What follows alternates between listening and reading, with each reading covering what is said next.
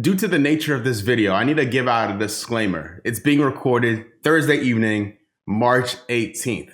So if something happens between now and when you're watching this and we don't talk about it, we didn't know. That's why. It hasn't happened yet. I said we earlier because I have some guests joining me for this video. Before I bring them in, I want to take a second to thank Vigit for partnering with me. Vigit is a free online sportsbook app. It's 100% free to download and play. Emphasis on free. There's no real money involved whatsoever. You use virtual currency within the app to bet on games, and then you could take that virtual currency and redeem real prizes like Amazon gift cards or TVs or PS5s. It's like real, actual prizes. Give the app a try. Links in the description. Use the promo code SamDracula, 2 words, and you'll get started with 2,500 virtual coins to play with. The trade deadline's coming up next week, March 25th. So I thought it'd be fun to have some fun, basically. Emphasis on fun. I like where the Hornets are right now in the standings, how they're playing, the chemistry of the team. I'm not eager to shake things up, but where's the fun in that? We're here to speculate a little. And with me are Mark and Tim from the Hornets and Heartbreak podcast. Their information's in the description. I was on their podcast a few episodes ago if you want to check it out. Thank you guys for coming on to the channel. For those unaware, you mind talking a little bit about your podcast, what you guys do? Yeah, so me and Tim, we started a podcast back in November called Hornets and Heartbreak. You can check it out on Apple Podcasts, Spotify, or wherever you get your podcasts. And it's basically me and Tim talking about the Hornets from the fans' perspective. When we started the podcast, we did not expect the Hornets to be very good this season. Thus the name Hornets and Heartbreak. We're just 2 lifelong fans of the team who have suffered through many years of pain being Hornets fans. Now we're really enjoying this season. So it's a more positive vibe than we anticipated. But yeah. Yeah, and you can find it every Wednesday morning. Yep. Let's get into the trades. The deadline is next Thursday. Who knows what's going to happen? Probably nothing, but let's pretend something will happen. And I'll let you guys go first with your first fake trade. Devontae Graham for Rashawn Holmes, straight up. Who says no? Who says no, Sam? So I didn't know. You didn't tell me what your trades were before we did this. Right. And my first trade is Rashawn Holmes for trading for okay. Holmes as well, which is hilarious. So what's the pitch? Like, why would the Kings say yes? Tim, you want to take that part? All right, so this would be my pitch to them. They invested a high pick in Marvin Bagley Jr. Mm-hmm. He's coming up for a payday sooner rather than later. They have Buddy Hield on their books that they're also, not super happy with right now. So they'd be able to then free up a little space, get rid of Hield if they wanted to, with a little more guard play with Devontae. For us, obviously, it's a home run. We get a big man, 1 less guard, even though I do love Devontae. And yeah, I mean, if you just look at the Kings books, they have Fox coming up on a max. They have Hield on a near max, and Bagley's gonna, he's gonna want a big payday. I don't know if he's gonna get one, but yeah, it just frees him up a little bit. Holmes is looking at probably like a 4-year, $50 million deal minimum, I would assume, this upcoming season. So yeah, just a way for them to get off paying him and still have a young core. So with my Holmes trade, which is crazy that you guys mentioned him first. I looked at him being a free agent at the end of the season as a reason why to not give up too much for him. So my head, I was like, you can have Biz and a bunch of seconds just to make it happen. Like, they get their picks. It's a net like 0 cap wise, just because he's going to be a free agent at the end of the year. And I could see him getting paid when he hits the market. And, I think he's a massive upgrade over Zeller. Zeller would then become, in this scenario, Zeller would become the backup, which I think is a better position for him and would really add to the depth there. And he's just a monster. Like, it's not a recency bias or whatever. We just played the Kings and, man, lit up the stat sheet everywhere imaginable. Was he have like 1.5 blocks per game or something like that? Like, that would be really useful on this Hornets team. But no, I don't know. Is there any concern for you in your trade scenario of giving up Devontae for what could be a rental? That is a slight concern with us. I know if with acquiring him, we'd also get his bird rights, so we'd be able to go over the tax, which is, an additive as well. We couldn't just sign him outright for over 4 for 50. Otherwise, so that's one thing. And yeah, it is a slight concern, but I think with a big man of his talent level, I think it's worth it. He's still relatively young. What is he, 27? Yeah. So, he could grow with us over the next 4 years. He has a solid shot. He's not just entirely dependent on athleticism. I think it would be a worthwhile venture. And, if he believes in #Hornets culture, why would he ever want to leave? I feel like the trade of, you said Biz in a couple seconds. Is that what so you were giving up for him? Yeah, I put Biz in there just to make the contracts work. You could sub out Biz for the Martin twins. Both of them would work contract wise. Okay. The money isn't equal, but the Hornets can afford to take some money on because Holmes is on $5 million a year. And then the idea of just getting something, the Kings are pretty much out of it, to say the least. So flipping the asset for them, getting some picks back, I would not trade a first round pick under any circumstance for Richaun Holmes. So that's why my mind went to maybe whatever, 2, 3. I don't know how many second rounders it would take, if any. I don't think the Hornets, with those 2 trades on the table, I think the Kings say, hell yeah, they make that deal in a heartbeat though. Okay. Yeah, no, I think they like Biz and like a lot of second round picks would maybe get Richaun Holmes. I think it's going to take a lot. That guy's like Christian Wood light at this point, right? Yeah. 13.7 points per game, 8.6 rebounds per game, 1.6 blocks. You're right. Like, we're right on the money with that. 1.5 blocks. And also we plug this trade into like the ESPN trade machine or whatever, and they have like the automated Hollinger's analysis. Yeah. They said Hornets +5 wins, Kings -4, which obviously that doesn't mean like all that much, but the like automated consensus on it was big win for the Hornets getting that trade in. Even just Devontae for Richaun Holmes straight up. Obviously love Devontae. But I think I would take that trade if I were the Hornets, considering the guard depth we have and the lack of a big man we have. Yeah, and you would assume that they wouldn't do that without talking to Holmes' agent beforehand and getting a pretty solid grasp. But he's going to do that. You also got to look at the fact that the Kings are super cheap. They have been for a while. I mean, they've pretty much openly said, yeah, we don't really like Luke Walton, but paying 2 coaches at one time, oh my God, no way. Skip over mine because we talked about it already. What's your second trade? All right, so this is where it gets a little spicy. No hate mail here, but the trade would be Terry Rozier for John Collins and Terry Snell's expiring, plus a top 10 protected first round pick from Atlanta. And sorry, say that again. So Tony Snell. Tony Snell. Oh, and I said Terry Snell. My bad. Terry on the mind. So the Hornets give up Rozier and they get John Collins, Snell, and a protected first from Atlanta. Yeah, the protected first might be asking for a bit much. I might even do it straight up to John Collins, which I know sounds crazy. I think Collins is really talented. It's part of my rationale. I was down on him 2 years ago. I thought that maybe he was just an all offense guy. But you look at his numbers since he's been starting the last 3 years, he's looking at 20 points, 10 rebounds, 2 assists, 1 block. What really caught my eye is his shooting, though. 56% from the field, 80 from the line, and 37% from 3 on about 3.5 attempts a game over the course of 3 years. I think that's a solid sample size. It's clear that the Hawks don't want to pay him. He turned down their latest offer, I think 4 years, $88 million, wasn't satisfied with that. And they have a lot of money on the books right now. Him and Trae Young don't get along. Yeah. And they just fired Lloyd Pierce, who came along with their GM, Travis Schlenk, from Golden State. So next up would be Travis Schlenk to get fired. So he's on the hot seat a little bit. You can pitch your fans on hot boy Terry Rozier coming to town, lightening the load for Trae Young. I think it's a win-win. The only downside would be having to pay John Collins that much. But, we don't really have too much on our books, and I can't see us getting a better big man in free agency than that.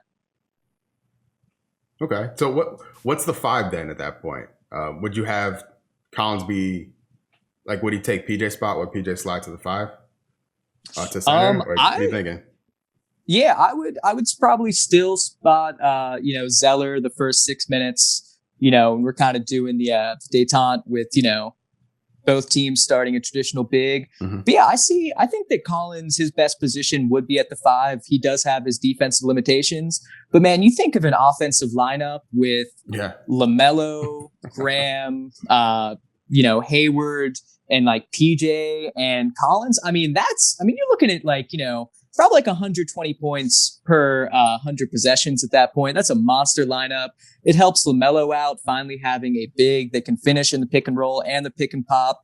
And I think it'd be great for LaMelo's development, which is the number one thing we should care about right now. So yeah, that's my first trade to really throw out. My next trade involves a young guy as well. A 24-year-old, by the way, who's played in more playoff games, not combined. So he's played in more playoff games than Bismack and Zeller in his very young career. And he would be the second of his kind on our team. But his name is spelled with a Y. Miles Turner. Okay. He's a playoff-proven young player. No. All right, good sales pitch. You're selling us. Defensive Player of the Year candidate, right? And he can shoot the ball pretty well. Not amazing, but he's a massive upgrade in every way imaginable in the Hornets roster, in the starting lineup specifically. My trade involves Cody Zeller, no surprise, Devontae, and a 2023 one. I'm in general. So when I was doing this, I'm willing to toss in any 2023 pick and beyond to get a guy. If it's a Godfather offer, sure. Not for Turner, but like, let's say Karl Anthony Towns, something like that. Nothing within this year or next year. Anything else for me is on the table as far as first round draft picks go. So that's where my mind went. If it takes 2 first rounders to get Miles Turner, so be it. But he's a dog, speaking of. And I think he'd be a massive addition. For the Pacers, it's a weird one. They're in a weird spot in their franchise right now. They can move Turner, get some more picks, free up cap space, and get Devontae Graham, who's a really good player. Like, it's kind of a dub for them as well. And then that leaves the Hornets then with LaMelo, Terry, Hayward, PJ, and Miles Turner at the 5, with Bridges, Monk as the 6th and 7th man. There's a little gap. There's a little drop off there when you look at the bench, because right there you're talking Biz, Martin Twin territory. That's where losing Devontae really hurts. But I'm willing to trade that for a monster in the starting 5. So react. We basically have the exact same trade. So Devontae Graham, Cody Zeller, and a top 5 protected first round pick for Miles Turner. So literally, I mean, we didn't specify a year on our first round pick, but it basically was the same exact trade. And the ESPN trade machine said Hornets -1 win, Pacers same exact amount of wins. I don't agree with that. I'm pretty sure the Hornets would be happy to get that, getting Miles Turner. You're right about the lack of depth though. But the thing about the 8 through 10 spot with the Martin Twins and Biyombo is I'm pretty sure we could sign some free agents that could fill in those roles pretty easily. That would add some depth. So yeah, I think I would do that. Graham and Zeller both expiring contracts. They're on their last year of their deal. And Miles Turner, especially this year, has really taken off. I think his value is probably in an all-time high. So from that standpoint, it doesn't necessarily look that good with, us trading for Miles Turner when he's at the peak of his value. It would have been nice to trade for him before this season, right? Yeah. Maybe wait for a Miles Turner slump to trade for him. But yeah, no, I'd be down for that for the Hornets. And again, all love to the 2 Hornets players involved in that trade. But yeah, Miles Turner is a beast. They have dipped out of the playoffs after a hot start. They've kind of been torn up by injuries a little bit. And I think that, the biggest knock on Miles Turner is he's not the best rebounder. He's averaging 6.5 rebounds a game right now. But if you look at the rest of our roster, LaMelo's an above average rebounder for his position. Gordon Hayward, good rebounder. Terry can rebound for his size as well. So I don't think that would be the biggest issue for us. I think it would help us move away from being such a zone heavy team if we knew we had someone just, plotting in the paint that, guys are intimidated by. And yeah, like you said, I think he's only shooting 31% from three right now. But on high volume, tough shots, I think he'd be a good floor spacer for LaMelo. We've seen him get more comfortable driving to the rim lately. He had that big dunk last night. So, if you clear out instead of having Bismack in the paint waiting to miss a hook shot, and instead you have Miles 25 feet away, I think that's a win-win. And yeah, it's going to be interesting. We're talking about the trade market, and, a team like Indiana, I think they could kind of clean up. There's talk of not being a lot of sellers due to the play-in game. Yeah. So yeah, I mean, I think that, if they would take, was it Devontae? Yeah, Devontae, yeah. I'm all for it. Yep. I'd miss Cody. Oh, and Cody gets to come home. Cody gets to go back to Indiana. He's a legend. Yeah. All they're missing is Gordon Hayward, and then they'd have all the Indiana boys from Charlotte. All right, so the last one we had was Terry Rozier. This is a wonky one, by the way. Yeah, this is our pie in the sky trade. Okay. Yeah, I like it. So Terry Rozier. Wait there.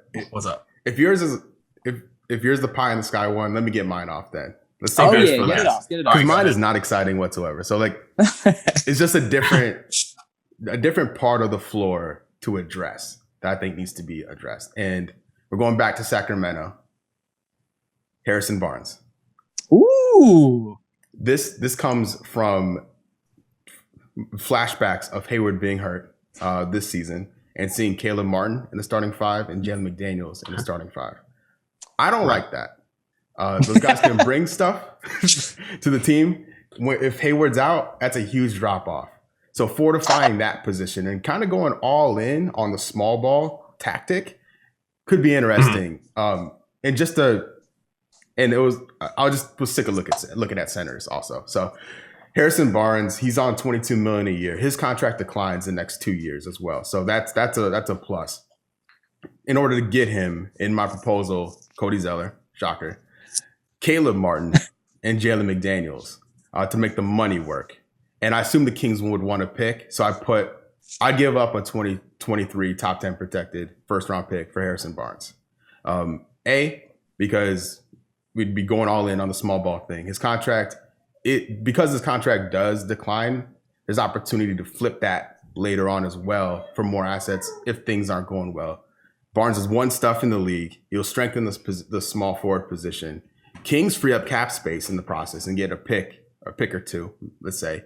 Hopefully not too many in this scenario. At least one first round pick, maybe some second round picks, whatever.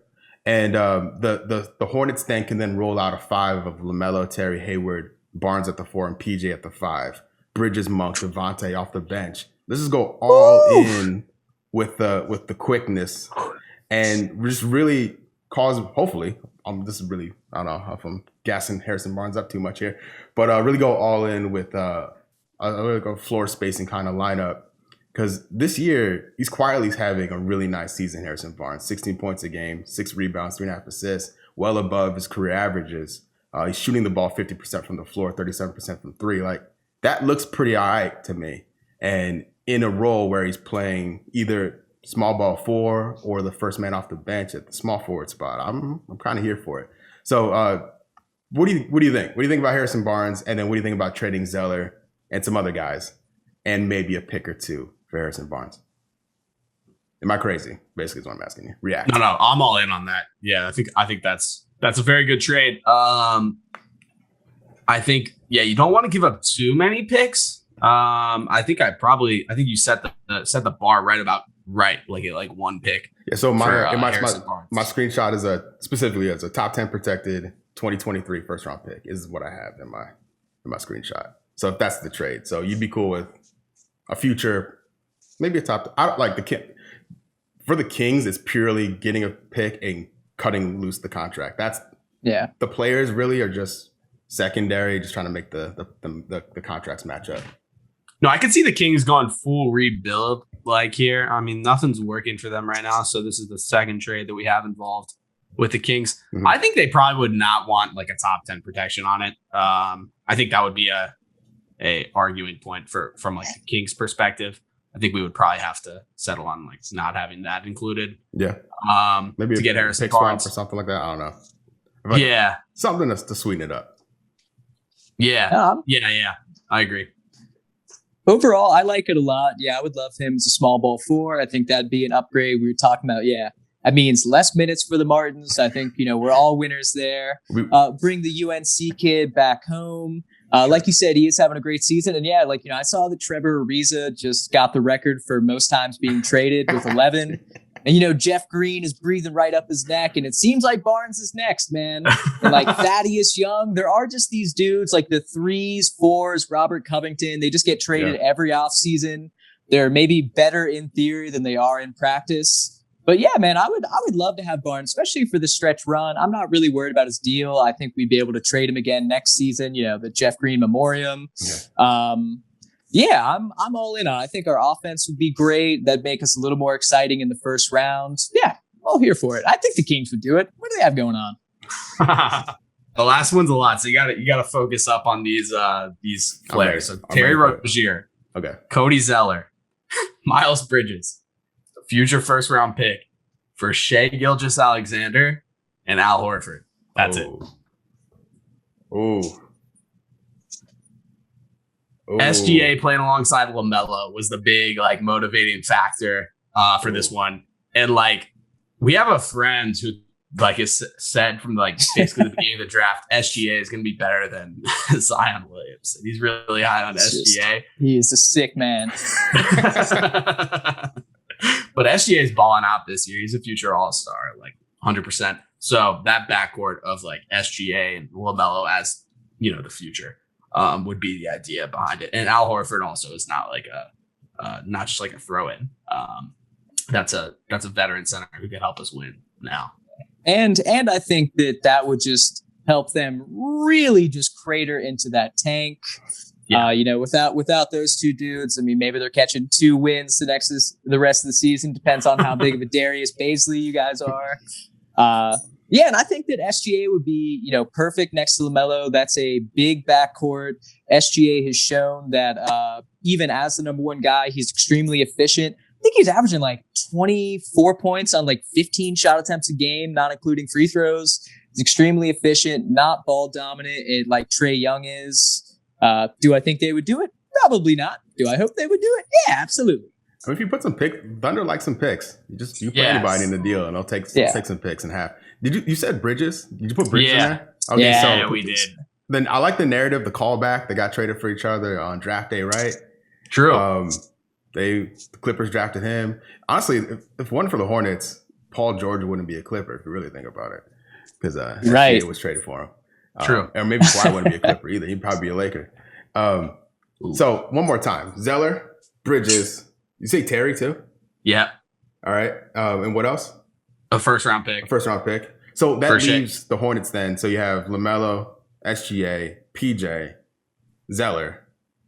No, that's not Biz then, probably, right? At the 5. Well, they get Al Horford as well. Al Horford. Yeah, we get Al Horford. My bad. Totally forgot about Al Horford. So Al Horford's our new starting center. Okay.